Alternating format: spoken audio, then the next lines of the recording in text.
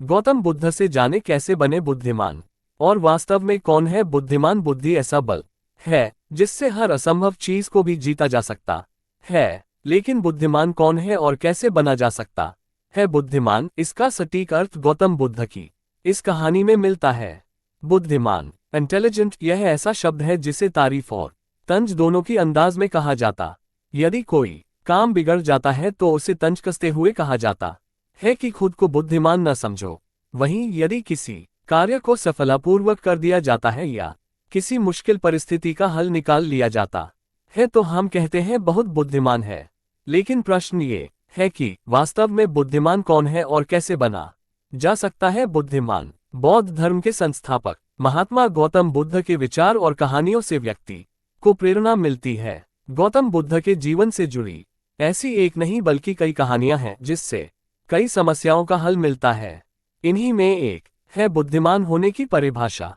बुद्धिमान की परिभाषा और इसका सही अर्थ गौतम बुद्ध के जीवन से जुड़ी एक कहानी पर आधारित है। बुद्धिमान से जुड़ी गौतम बुद्ध की कहानी। एक गांव में एक लड़का था जिसका दिमाग बहुत तेज था। उसकी यह खासियत थी कि वह किसी भी चीज को बहुत ही आसानी और कम समय में सीख लेता था, जबकि उसी चीज को सीखने और समझने के लिए अन्य लोगों को काफी समय लग जाता था। लड़के की ये ख्याति दूर दूर तक फैल गई। सभी लड़के की तारीफ में कहने लगे कि उसके जितना बुद्धिमान कोई नहीं है। लड़का चित्रकारी, मूर्ति बनाना, गीत गाना जैसे अन्य कई चीजों को जानता था।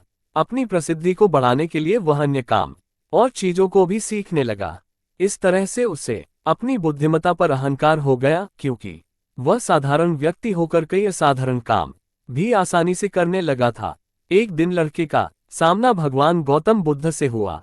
लड़के को खुद पर खूब अहंकार था और इस कारण उसे किसी से ईर्ष्या नहीं होती थी, क्योंकि वह खुद को ही श्रेष्ठ समझता था। लेकिन पहली बार उसे गौतम बुद्ध को देख ईर्ष्या हुई और वह अपनी तुलना बुद्ध के साथ करने लगता है। वह देखता है कि बुद्ध के पास भिक्षा मांगने के लिए एक कटोरा है और उसके पास अपार धन। बुद्ध ने साधारण वस्त्र धारण किए थे और उसके वस्त्र कीमती थे। बुद्ध नंगे पैर थे और वह नंगे पांव जमीन पर पैर भी नहीं रखता था। इस तरह से लड़का एक नहीं बल्कि कई चीजों से गौतम बुद्ध के साथ अपनी तुलना करने लगा। हर चीज से तुलना करने के बाद वह मन ही मन सोचता है कि आखिर मैं इस भिक्षु के साथ अपनी तुलना क्यों कर रहा हूं, जबकि इसका और मेरा जीवन बिल्कुल अलग है। वहां मौजूद सभी लोग गौतम बुद्ध का सम्मान कर रहे थे। लड़का सोचने लगा कि आखिर इनमें ऐसा क्या है जो मुझ में नहीं है, जिस कारण मेरे भीतर इनके प्रति ईर्ष्या पैदा हो गई। अपने मन में चल रही जिज्ञासा को शांत करने के लिए वह बुद्ध के पास जाता है। वास्तव में कौन है बुद्धिमान। बुद्ध के पास जाकर वह कहता है, मैं इस गांव का सबसे बुद्धिमान व्यक्ति हूं और आप अपने आसपास जो भी देख रहे हैं मैं वह सब करना जानता हूं।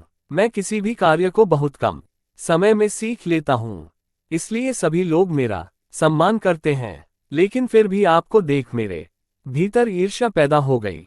इसलिए मैं जानना चाहता हूं कि आपकी उपलब्धि क्या है। सभी आपको इतना आदर सम्मान क्यों दे रहे हैं।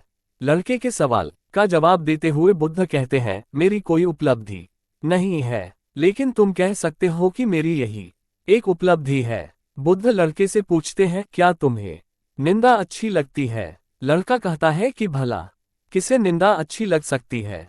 बुद्ध कहते हैं कि जो तुम्हें अच्छा और बुरा लगता है मैं इनसे भी ऊपर हूँ। मुझे ना निंदा सताती है और ना अपनी प्रशंसा से प्रसन्न होता हूँ। यही अंतर है तुम में और मुझ में। बुद्ध कहते हैं, तुमने सैकड़ों काम सीखे लेकिन सबसे जरूरी काम को सीखना भूल गए। लड़का पूछता है, कौन सा काम। बुद्ध ने दिया, बुद्धिमान होने का ज्ञान। बुद्ध कहते हैं कि क्या तुम्हें मन को नियंत्रण करना आता है। ये बात सुनकर लड़का समझ जाता है कि उसे बुद्ध से ईर्ष्या क्यों हुई। बुद्ध कहते हैं, जिसने संपूर्ण जगत जीत लिया लेकिन अपने मन को नहीं जीत पाया उसने कुछ भी नहीं जीता। वहीं जिसने अपने मन को जीता लेकिन अपना सब कुछ गंवा दिया फिर भी उसने सब कुछ जीत लिया। बुद्ध की यह बात सुन लड़के का अहंकार टूट गया। उसने बुद्ध से कहा कि क्या आप मुझे अपने मन को जीतना सिखा सकते हैं। बुद्ध कहते, अपने मन को जीतना सिखा सकते हैं। बुद्ध कहते हैं, जरूर, लेकिन इसके लिए मैं तुम्हारी सभी उपलब्धियां छीन लूंगा। लड़का कहता है, मैं तैयार इसके बाद से ही लड़का ध्यान लगाने लगता है, क्योंकि ध्यान से ही मन को वश में किया जा सकता है। डिस्क्लेमर, यह मुहैया सूचना सिर्फ मान्यताओं और जानकारियों पर आधारित है।